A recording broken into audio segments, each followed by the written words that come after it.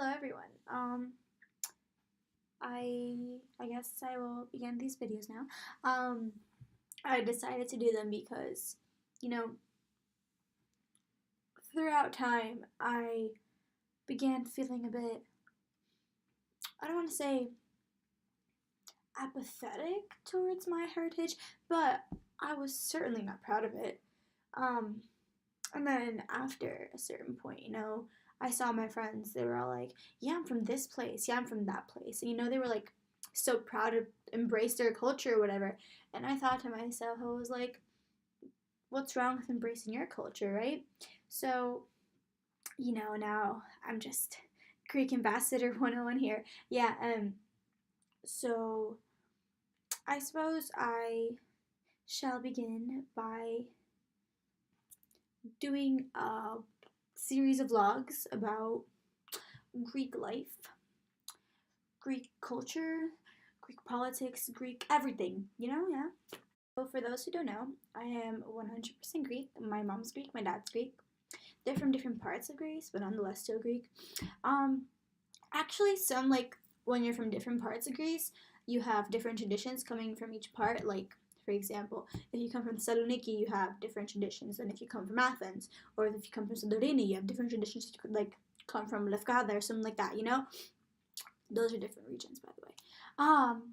So my mom is actually from Kefalonia, which is an island on the west side of Greece, and I think I will do a video talking about Greek geography and all that stuff because people like to go there on vacation. Anyway, so yeah, my mom is from Kefalonia, which is on the west side of Greece. My dad is from mainland Greece, and he's also, well, there really is no mainland Greece, but anyway, he's from there, and then he's also from Smyrna and Konstantinopoli, which are all now part of Turkey, which they shouldn't be, but we won't talk about that until another video. Yeah, because politics is a very complicated issue. So actually, my mom got me a DNA test for Christmas because I wanted to do it for like the longest time. Because I really dismissed the fact that I was Greek for like ever because I always thought that I was too light to be Greek. I don't know if that makes sense, but I always thought that, because when I was in school, in elementary school in Greece, all my friends were darker than me. They were all like olive toned. They were all like brown hair, brown eyes. They would all tan much faster than me in the summers. So I would always think like, what's up with me? Why am I like this? All the blonde, blue-eyed people I knew were either Bulgarian or Serbian or somewhere like Eastern European or like not Greek. So, I was like a bit perplexed about that. And I was like, I'm adopted. I kept telling my mom I was adopted. And obviously not true. But yeah, I got my results for my DNA test last month, a month and a half ago. And it was like seeing that I was 75% Greek. And the parts that I wasn't Greek, I was actually Middle Eastern and North African. So it was a bit weird because I only had like 2% outside of, eastern parts of Europe and the world. Like only 2% was like Western European or something like that. So I was like, wow, it's a very small amount than, what I thought it would be. Yeah. So that's interesting, right? So the Greek family, yeah.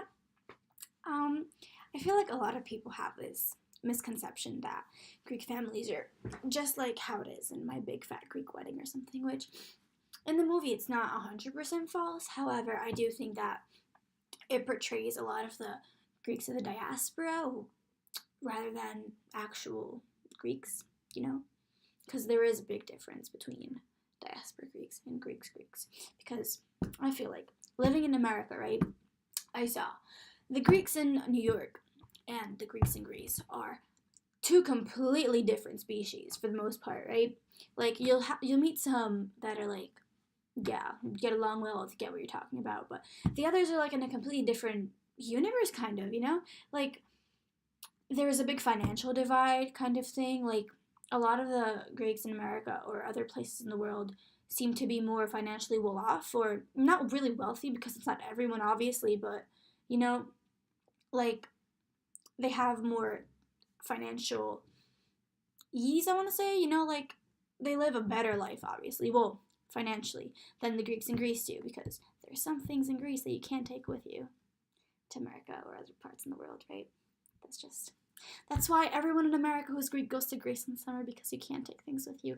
Anyway, so yeah, I feel like there's a big financial divide, and also they kind of behave differently, because the Greeks in America, I feel like they kind of grew up the American way, whereas the Greeks in Greece kind of grew up the Greek way. Like, you won't see a lot of Greeks in America going out for coffee and staying for coffee for like 8 hours and ignoring their responsibilities and not going to college and not going to school and not doing homework because they're out for coffee type of thing, yeah. Whereas, in Greece, that's pretty much how it goes down. Everybody makes friends like that. You just go for coffee, and you forget you have a mom, you forget you have a dad. You just are there for coffee for 8 hours at one table, and the waitress is your friend because she gives you coffee every day, and all your friends go there every day. Yeah, that kind of thing. But yeah. Anyway, back to the family. So Greek families are usually big, yeah, but not in the sense that you'll have 12 siblings. In the sense that everyone's your cousin and everyone's your aunt type thing, Like, I grew up with my mom's friends being my aunts and uncles. Like, my mom had friends from Finland who I grew up calling them Thea, And then I came to become like 14 and I realized, oh wait, I'm not really related to this person. They're just, my mom's friend. But we were so close when I was little, so they were, my like aunt. So yeah, that's one bit. Okay. And usually there's more than 3 kids in a family. Not in like an individual family, but like when you come to family gatherings, there's gonna be someone who's your age there. That really is not the case for me because my cousin, like my dad's sister's son, who's my closest cousin, he's only 15 and I'm 18, so yeah. Well, we get along pretty well, so it's great, I don't care. But yeah, there's usually a lot of kids, obviously pretty loud. Family gatherings are so much fun because, everybody just talks and talks and talks, and it's good fun, and you stay up to, like, everybody's like, yeah, we'll go, then 3 hours later, they're still, like, at the door talking, like, yeah, we're gonna go. It's just like when I was little, right? I would be playing with my cousins, and my mom would be like, yeah, we're going home now. This is at 7 o'clock. It's like 10:30, and mom's like, yeah, we're gonna go home now. Yeah, we just ended up going home at like 12:30 or something because, good fun talking to your family, right?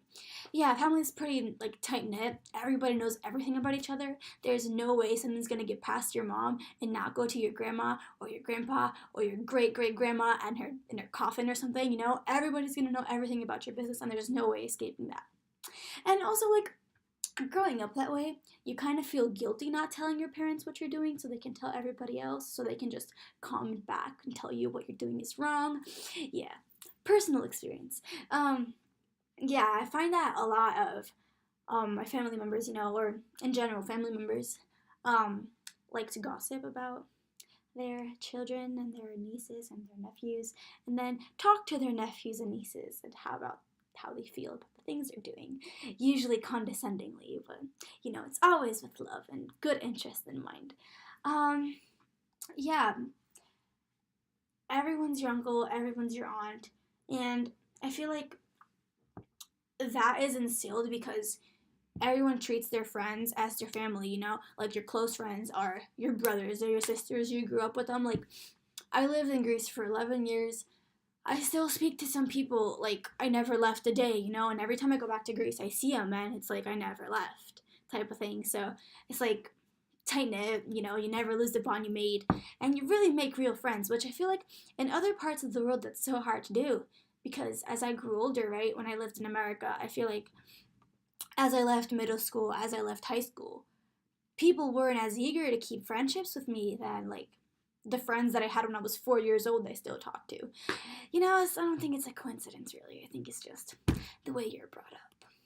But then again, there's like 10 million people in Greece and 10 million people in New York City. So the chances of finding a new friend in New York are much higher than meeting a new friend in Greece, so to speak.